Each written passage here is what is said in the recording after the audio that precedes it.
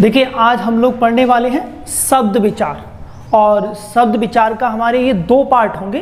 तो आज पहला पार्ट देखते हैं। तो देखिए पढ़ना क्या क्या है मैं आपको पहले बता देता हूँ। तो पहला तो हम पढ़ेंगे शब्द क्या होता है, दूसरा बात जो हम पढ़ेंगे शब्द के रूप कौन कौन से होते हैं, और तीसरी महत्वपूर्ण चीज़ जहाँ से परीक्षा में प्रश्न पूछे जाते हैं शब्दों का क्लासिफिकेशन यानी कि शब्दों का वर्गीकरण। तो चलिए देखते हैं क्या क्या इस चैप्टर से प्रश्न बन सकते हैं। चलिए सबसे पहले साहब हम ये जानते हैं कि शब्द किसे कहते हैं, शब्द का मीनिंग क्या हैगा। तो आप कह सकते हैं शब्द जो होता है वर्णों का समूह होता है साहब, वर्णों का समूह जो होता है इसके लिए हम क्या बोलते हैं साहब, शब्द बोलते हैं। वर्ण का मतलब लेटर्स, जैसे अंग्रेजी में होते हैं ऐसे हिंदी। तो वर्णों के समूह को हम क्या बोलते हैं साहब, शब्द बोलते हैं। अब देखिए जो शब्द होते हैं, शब्द जो होते हैं शब्द के 2 रूप हैं। एक शब्द होते हैं सार्थक और दूसरे होते हैं निरर्थक। अगर आपसे पूछा जाए कि शब्द के कितने रूप हैं तो शब्द के 2 रूप हैं, एक सार्थक और दूसरा कौन सा होता है, निरर्थक। सार्थक का मतलब होता है जिसका कोई मीनिंग हो, और निरर्थक का मतलब होता है जिसका कोई भी मीनिंग ना हो। अब देखिए सार्थक और निरर्थक शब्दों में क्या क्या आपसे पूछा जा सकता है। जैसे अब आप कहें कि साहब सार्थक वो होते जिनका कोई मीनिंग होता है और निरर्थक वो होते जिनका कोई मीनिंग नहीं होता। जब इनका कोई मीनिंग नहीं है फिर भी निरर्थक शब्द क्यों प्रयोग होता है। तो देखिए अनौपचारिक रूप से या व्यवहारिक रूप से या मौखिक बोलचाल में हम निरर्थक शब्दों का प्रयोग करते हैं, जबकि लिखित रूप में, औपचारिक रूप में या ऑफिशियल रूप से केवल हम किसका प्रयोग करते हैं, सार्थक शब्दों का प्रयोग करते हैं। अब देखिए जैसा कि आपने सुना होगा, जैसे हम बोलते हैं साहब कि पानी फानी पी लो साहब। अब मैं ये जो बोल रहा हूं गलत नहीं बोल रहा हूं, आपने सुना होगा कि साहब क्या पी लो, पानी फानी पी लो। जैसे और खाना फाना खा लो साहब, ये आपने सुना होगा अक्सर कहते हुए। जैसे पानी फानी हो गया, खाना फाना हो गया, कहते हैं ना साहब चाय फाय हो गई। तो अब यहां से बिल्कुल सिंपल भाषा में आप समझ सकते हो, पानी का मतलब तो जानते हो पानी होता है साहब, खाना का मतलब फूड होता है और चाय का मतलब टी होता है। लेकिन फाय का मतलब क्या है, फाना का मतलब क्या है, फानी का मतलब क्या है, तो इनका कोई मतलब नहीं है। लेकिन ये शब्द कैसे हैं, निरर्थक। तो इनका प्रयोग कभी भी हम लोग लिखित रूप में नहीं करते, जबकि व्यवहारिक रूप में ऐसे शब्दों का प्रयोग कर लेते हैं। तो देखिए ये शब्द कैसे हो गए, सार्थक शब्द हो गए, और ये वाले जो शब्द हैं ये कैसे हो गए साहब, निरर्थक हो गए। अब जैसे एक शब्द को समझ सकते हैं कि निरर्थक शब्द किस बात को डिनोट करते हैं, जब हम बोलते हैं तो ये डिनोट करते हैं साहब अन्य को। जैसे ध्यान से समझिए, जैसे चाय फाय हो गई साहब, तो चाय तो हो गई, लेकिन फाय का मतलब है कि चाय के साथ नमकीन है, बिस्किट है या अन्य चीजें जो चाय के साथ ली जाती हैं। जैसे खाना फाना हो गया साहब, तो खाना का तो मतलब फूड, लेकिन खाने के साथ जो और चीजें ली जाती हैं वो बताता है कौन सा, फाना। जैसे पानी फानी होगा, तो ये पानी तो बिल्कुल ठीक है, लेकिन पानी के साथ जो अदर चीजें होती हैं उनके लिए इन चीजों का प्रयोग कर लेते हैं। तो उम्मीद करता हूं तो आप समझ गए होंगे शब्द के 2 रूप हैं, सार्थक और कौन सा, निरर्थक। सार्थक वो होता है जो मीनिंगफुल होता है, और निरर्थक कौन सा होता है जो मीनिंगफुल नहीं होता है। लेकिन अब आप ध्यान रखिए, तो यहां से अब आपकी शब्द की वास्तविक परिभाषा ये बनती है कि वर्णों का सार्थक समूह, वर्णों का सार्थक समूह क्या कहलाता है? शब्द कहलाता है। तो एक्चुअल अच्छी बिल्कुल सटीक परिभाषा अब निकल कर आई कि वर्णों का सार्थक यानी कि मीनिंगफुल जो समूह होगा उसे हम क्या बोलते हैं? शब्द बोलते हैं। अब हम जितना भी पढ़ते हैं या जितना भी पढ़ेंगे हिंदी के अंदर, वो टोटल कौन से शब्द पढ़ेंगे? सार्थक वाले, निरर्थक शब्द हमको नहीं पढ़ने होते हैं। चलिए अब देखिए, शब्दों का जो क्लासिफिकेशन किया गया है वो 5 श्रेणी में किया गया है।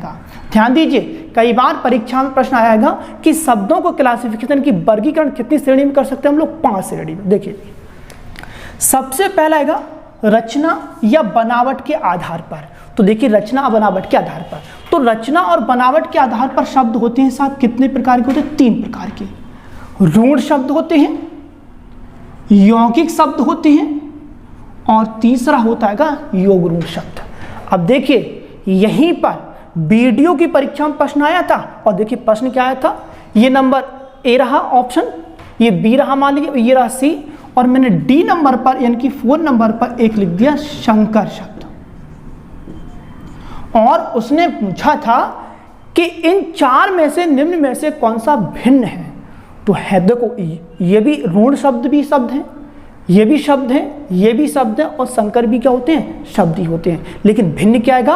आप देखिए, जो शंकर शब्द होते हैं, ये देखिए ध्यान से, ये होते हैं उद्गम या उत्पत्ति के आधार पर, जबकि रूढ़ शब्द, यौगिक शब्द और योगरूढ़ शब्द ये किसके आधार पर है? रचना या बनावट के आधार पर। तो इसलिए इस प्रश्न का उत्तर आपका कौन सा होगा? 4th वाला, यानी कि इन तीनों से भिन्न है, क्योंकि ये इस कैटेगरी की हैं, और जबकि ये इनकी कैटेगरी में नहीं आता और ये इस कैटेगरी का है। तो इस प्रकार से आपसे यहाँ से प्रश्न बनते हैं, तो आपको इसको अच्छे से याद करना पड़ेगा। देखिए, दूसरी श्रेणी हम लोग देखते हैं प्रयोग के आधार पर। तो प्रयोग के आधार पर शब्द 2 प्रकार के साहब, एक विकारी शब्द और दूसरा कौन सा होता है? अविकारी शब्द। और आज हम लोग इन 5 शब्दों के बारे में बात करेंगे। देखिए इस वीडियो के अंदर रूढ़ शब्द, यौगिक शब्द, योगरूढ़ शब्द और विकारी शब्द, और आपको 5वें नंबर पर कौन सा देखना है? अविकारी शब्द। और देखिए इस चैप्टर से शब्द विचार के चैप्टर से लगभग 85% जो प्रश्न आते हैं इन 2 कैटेगरी से ही आपकी परीक्षा में पूछे जाते हैं। चलिए आगे देखिएगा, उद्गम के आधार पर। तो देखिए, उद्गम के आधार पर तत्सम शब्द होते हैं, आपने पढ़े होंगे कि साहब जो संस्कृत से सीधा हिंदी में आए वो कैसे होते हैं? तत्सम होते हैं। तद्भव शब्द जो यानी कि संस्कृत से हिंदी में आए लेकिन अपने बदले हुए रूप के साथ आए हैं। देशज शब्द, विदेशज शब्द और कौन से? शंकर शब्द। तो ये किसके आधार पर क्लासिफिकेशन हैगा? तो आपको ध्यान रखना है उद्गम या उत्पत्ति के आधार पर। चलिए 4th नंबर देखिए, काव्य शास्त्रीय अर्थ के आधार पर। शब्दों का रूप 3 होता है, 3 प्रकार के हैं। एक होता है अभिधा रूप, एक होता है लक्षणा रूप और एक होता है व्यंजना रूप। और यहाँ से मोस्टली जो प्रश्न बनते हैं वो टेट और सीटेट की परीक्षा में यहाँ से ज़्यादा प्रश्न देखे जाते हैं आपकी इस वाली कैटेगरी से। ध्यान रखिए आप लोग, लेकिन सभी में आते हैं, लेकिन ज़्यादा विशेष रूप से इस चीज़ को यहाँ पर ज़्यादा फॉलो किया जाता है। तो अभिधा रूप हो गया, लक्षणा रूप हो गया, कौन सा हो गया? व्यंजना रूप हो गया। अर्थ के आधार पर आप जानते हैं, देखिए पर्यायवाची शब्द होते हैं, विलोम शब्द होते हैं, समोच्चारित होते हैं और कौन से होते हैं शब्द? अनेकार्थी शब्द। तो ये किसके आधार पर हो गए? अर्थ के आधार पर। तो मैं आपसे निवेदन करूंगा कि एक बार आप इसका स्क्रीनशॉट ले लीजिए और आसानी से, जिससे आप लोग इसको समझ सकें। लेकिन आपको ये याद करना पड़ेगा कि जैसे आप तक आप पढ़े तो थे कि साहब विकारी शब्द होते हैं, अविकारी होते हैं, तत्सम होते हैं, तद्भव होते हैं, लेकिन आपको ये संभवतः कम पता होगा ये किसके आधार पर है। तो प्रयोग के आधार पर 2 प्रकार के होते हैं और रचना और बनावट के आधार पर 3 प्रकार के। तो इन 5 के बारे में आज हम लोग बात करने वाले हैं। चलिए, तो स्क्रीनशॉट ले लिया होगा आपने, तो अब हम लोग आगे देखते हैं।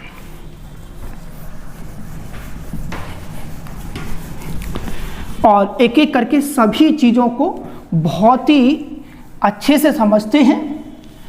और आपको मैं एक बात और बता दूं, हमारी विशेष बात बस यही रहेगी कि गुणवत्ता होगी हमारे पढ़ाने में और दूसरा स्पष्टता होगी। और आपको 2 ही चीज़ें चाहिए, एक आपका जो भी पढ़ाया जाए आपको गुणवत्ता के साथ पढ़ाया जाए और दूसरा शब्द स्पष्टता के साथ पढ़ाया जाए, यही आपके लिए आवश्यकता है।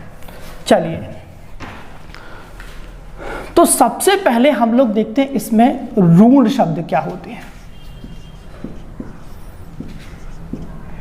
ऋण शब्द सिंपल सी परिभाषा है, मूल शब्द ही ऋण शब्द होते हैं। ध्यान दीजिए साहब, जो शब्द मूल हो वही शब्द क्या है? ऋण शब्द। कहने का मतलब जिनका विभाजन ना हो या जिनके खंड ना हो, तो ऐसे शब्दों के लिए हम क्या बोलते हैं कि साहब ऋण शब्द बोलते हैं। ध्यान रखिए आप लोग, जैसे मैंने शब्द लिखा घर, मैंने लिखा फल, ठीक है, मैंने शब्द लिखा शायद माता, मैंने अगला शब्द लिखा सा भाई। अब आप देखिए, क्या आप इनको तोड़ सकते हैं? हाँ, तोड़ तो सकते हो आप। जैसे इसे तोड़ोगे,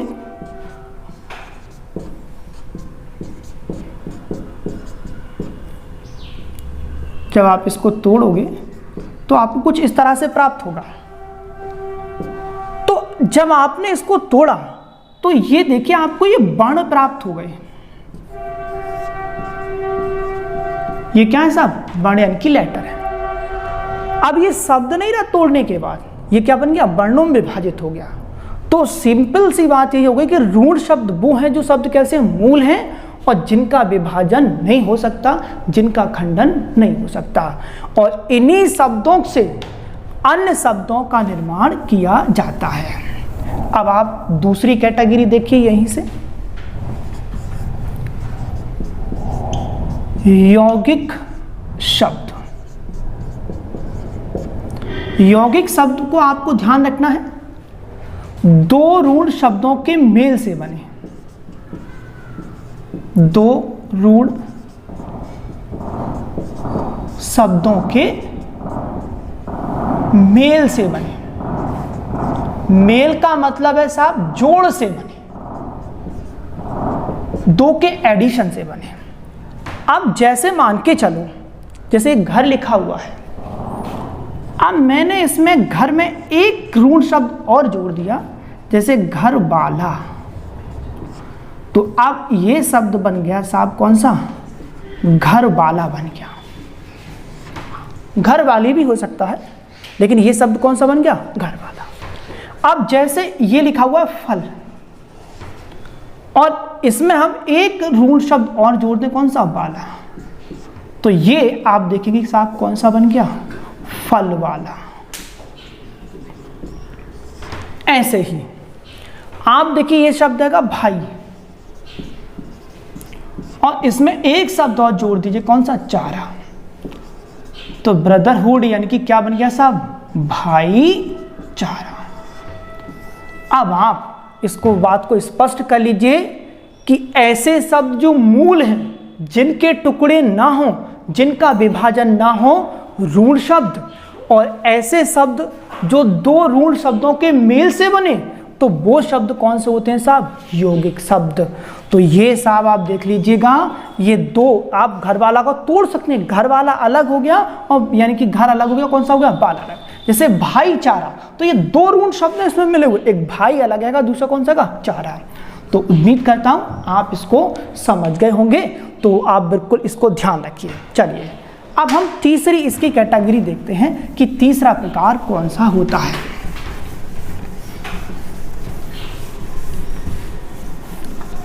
तीसरा जो प्रकार हैगा योग ऋण। योग ऋण शब्द। अब आप एक बात ध्यान दीजिए, यहां पर आपको ये गलती नहीं करनी है कि दो ऋण शब्द मिलकर क्या बनाते हैं? योग ऋण हो जाते हैं। गलत हो जाएगा उत्तर। दो ऋण शब्दों के मेल से जो शब्द बनता है वो होता है साहब यौगिक शब्द। योग ऋण शब्द क्या होता है? वह शब्द जो अपना सामान्य अर्थ छोड़कर कोई विशेष अर्थ धारण कर ले, साहब विशेष अर्थ प्रकट करे, उस शब्द को हम क्या बोलते हैं? योग ऋण शब्द। आपने पढ़ा कि जो अपना सामान्य जो अर्थ होगा उसको छोड़ देगा और कोई एक विशेष अर्थ प्रकट करेगा तो वो शब्द क्या कहलाएगा साहब? योग ऋण शब्द कहलाएगा। अब आप देखिए, जैसे मैंने लिखा साहब पंकज, तो पंकज जैसे ही मैंने शब्द लिखा तो आपके दिमाग में एक इमेज बनी होगी, और वो इमेज बनी होगी किसकी? कमल की, क्योंकि पंकज का मतलब क्या होता है? कमल होता है। ऐसे ही मैंने शब्द लिखा साहब लंबोदर, जैसे ही मैंने लंबोदर शब्द लिखा आपके दिमाग में इमेज बनी होगी साहब किसकी? गणेश जी की।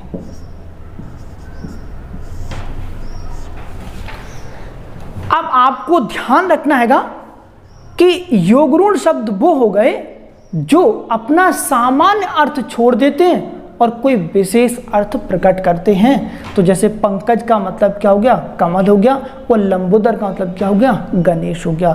मतलब लंबोदर ने अपना सामान्य अर्थ छोड़ दिया। वैसे लंबोदर का मतलब क्या होता है? लंब का मतलब लंबा, उदर का मतलब होता है पेट, सूंड नहीं। जिसका उदर का मतलब पेट होता है, सूंड नहीं होता है, तो जिसका उदर लंबा है वो कौन है साहब? गणेश। ध्यान रखिए आप लोग।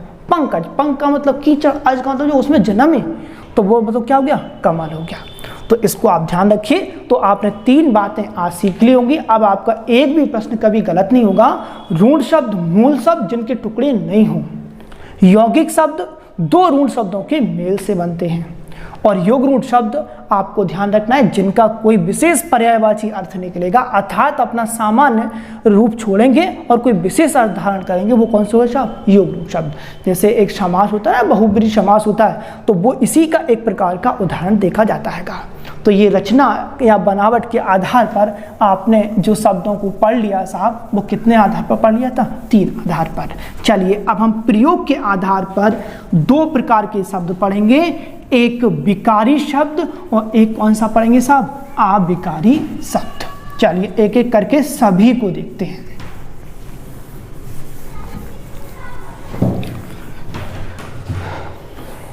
लेकिन किसके आधार पर हैगा ये साहब?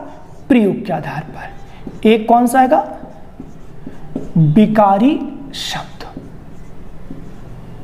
और दूसरा कौन सा बताया मैंने आपको? अविकारी शब्द।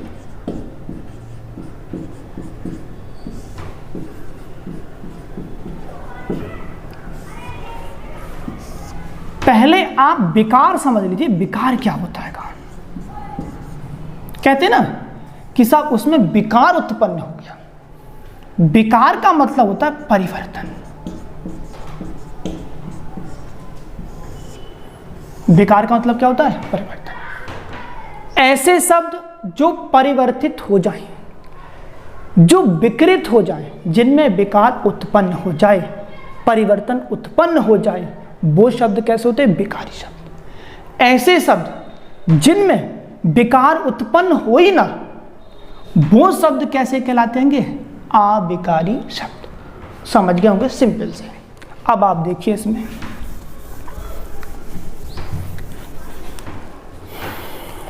जैसे मैं एक शब्द लिख रहा हूं, आप बताना कि वो विकारी शब्द है या फिर कैसा हैगा? अविकारी शब्द हैगा। देखिए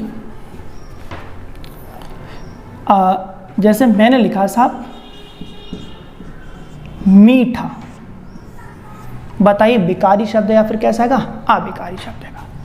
जैसे मैंने शब्द लिखा साहब साथ, विकारी शब्द हैगा या फिर कैसा हैगा? अविकारी शब्द हैगा। चलिए मैंने शब्द लिखा साहब कविता, इनकी पोइम,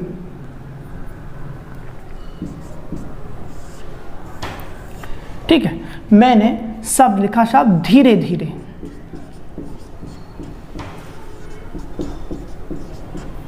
देखिए कभी कोई प्रश्न गलत नहीं होगा, ध्यान से आप सुनिए बात को। विकारी शब्द वो जिनमें परिवर्तन हो जाए, अविकारी वो जिनमें कभी भी कोई भी परिवर्तन ना हो। मैंने एक शब्द और लिख दिया साहब, आज।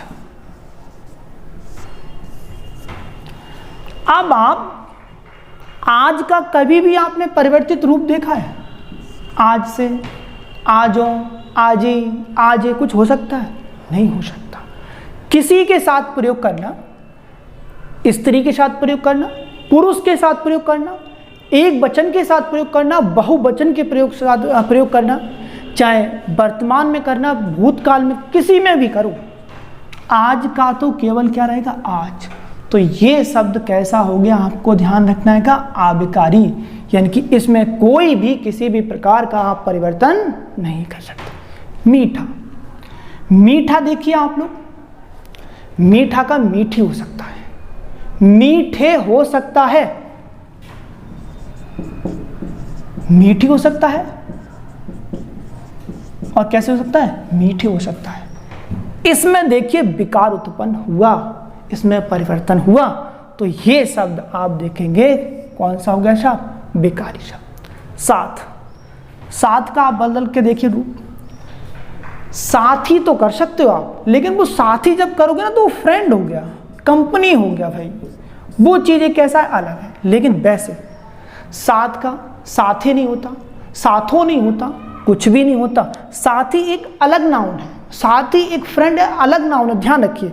तो साथ में वैसे आप कोई भी इनकी टुगेदर के लिए, यानी कि इसमें कोई परिवर्तन नहीं होगा। ये भी कैसा हो गया आपको ध्यान रखना है? अविकारी। चाहे आप किसी के साथ प्रयोग करना, जैसे का तैसा रहेगा। कविता, कविता से देख लीजिए आप लोग पोएम, तो कविता से कविताएं हो सकता है, कविताएं हो सकता है, इसमें विकार उत्पन्न होता है। तो ये शब्द कैसा हो गया आपको ध्यान रखना है? विकारी। कविताएं तो सुना है आपने, कविताओं सुना होगा, कविता सुना होगा, इसमें विकार उत्पन्न हो सकता है। धीरे धीरे, इसमें विकार उत्पन्न करिए। कभी धीरे धीरे सुना है आपने? धीरो धीरो सुना है? कुछ भी नहीं होता। ये जैसे का है तैसा ही रहेगा, चाहे आप इसके लिए स्त्रीलिंग में प्रयोग कीजिए, चाहे पुल्लिंग में प्रयोग कीजिए, एक वचन में प्रयोग कीजिए, बहुवचन में प्रयोग किसी में भी कीजिए, तो आपको ध्यान रखना है इसमें कोई परिवर्तन नहीं होगा। तो ये शब्द कैसा हो गया? अविकारी शब्द। तो आज आपने ऐसा विकारी और अविकारी सीख लिया होगा, आप कभी भूलोगे नहीं। मैंने आपको बताया कि जिसमें विकार उत्पन्न हो वो विकारी, और जिसमें कभी भी कोई भी विकार उत्पन्न ना हो वो क्या होता है? अविकारी शब्द। अब देखते हैं ध्यान से।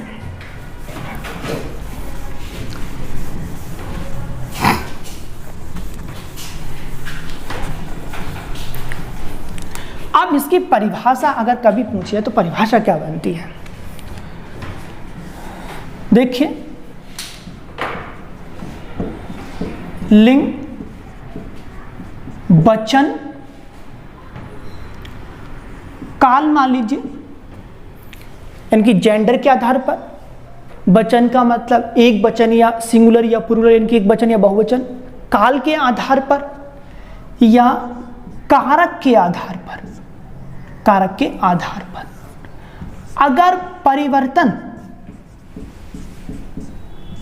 परिवर्तन होता है तो वो शब्द कौन से कहलाएंगे साहब? विकारी शब्द। और मान लीजिए परिवर्तन, यानी कि परिवर्तन ना हो, क्या ना हो साहब? परिवर्तन ना हो बिल्कुल, तो वो शब्द आपको ध्यान रखना है, वो कैसे कहलाएंगे? अविकारी। और अभी आपने यही समझा है। देखिए परीक्षा में आपके प्रश्न बनते हैं, तो ये मैंने आपको इसकी परिभाषा बता दी, सिंपल से ध्यान रखिए आप लोग। अब देखिए यहां पर और कौन कौन से प्रश्न देखने को मिलते हैं। ये ऑप्शन ए है, बी है, सी है और डी है। निम्न में से, प्रश्न सुन लीजिए, निम्न में से कौन सा शब्द विकारी शब्द नहीं है या नहीं होते हैं? संज्ञा शब्द, सर्वनाम शब्द, विशेषण शब्द, या फिर क्रिया विशेषण।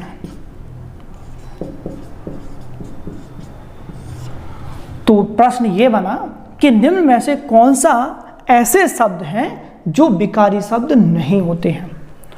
तो देखिए इसमें बताइए उत्तर कौन सा होगा। तो मैं आपको बता दूं इसका उत्तर है कौन सा है, ये वाला है।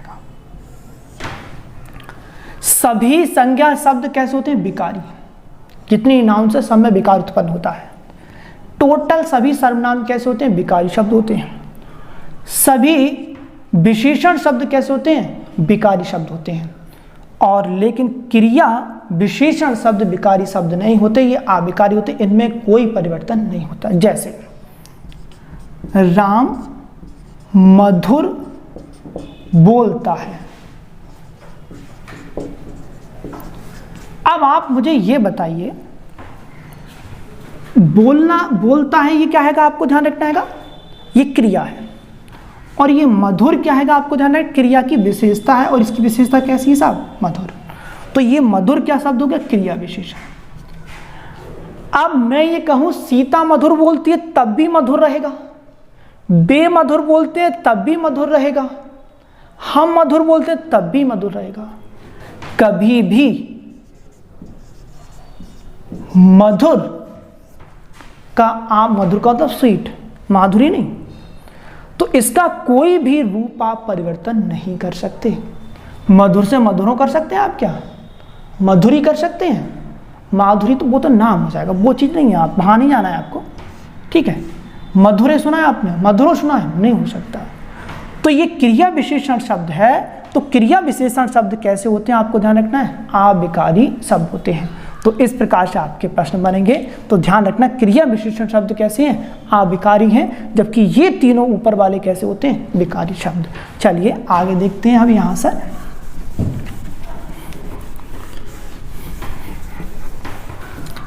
अब देखिए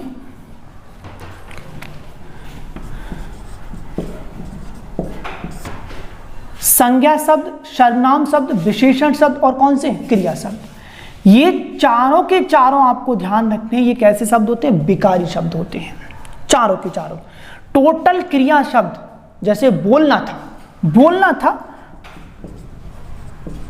तो बोलना से आप बोलता कर सकते हैं, बोलते कर सकते हैं, बोलती कर सकते हैं, ये कैसा था, क्रिया शब्द था। तो आपको ध्यान रखना है कि टोटल संज्ञा शब्द और टोटल सर्वनाम, टोटल विशेषण और टोटल क्रिया शब्द ये कैसे होते हैं, विकारी शब्द होते हैं। अविकारी में कौन कौन से आते हैं, इसमें भी कितने होते हैं साहब, 4 होते हैं। इसमें भी आपको ध्यान रखना है कि अविकारी में भी कितने शब्द होते हैं, आप याद रखिएगा। तो इसमें भी आपको ध्यान रखना है 4 शब्द होते हैं। कौन कौन से होते हैं, जैसे अभी आपने एक पढ़ा था क्रिया विशेषण। दूसरा आप इसमें जो लिख सकते हैं संबंध बोधक।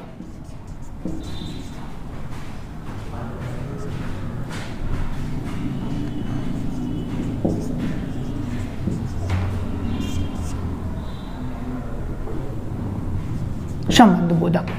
तो टोटल संबंध बोधक शब्द भी आपको ध्यान रखने कैसे होते हैं, यानी कि क्रिया, यानी कि अविकारी शब्द होते हैं। तीसरा देखिए समुच्चय बोधक।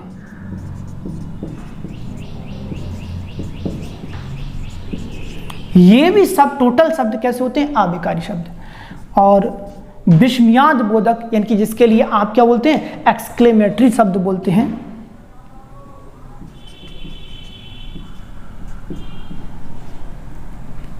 विस्मयाद बोधक।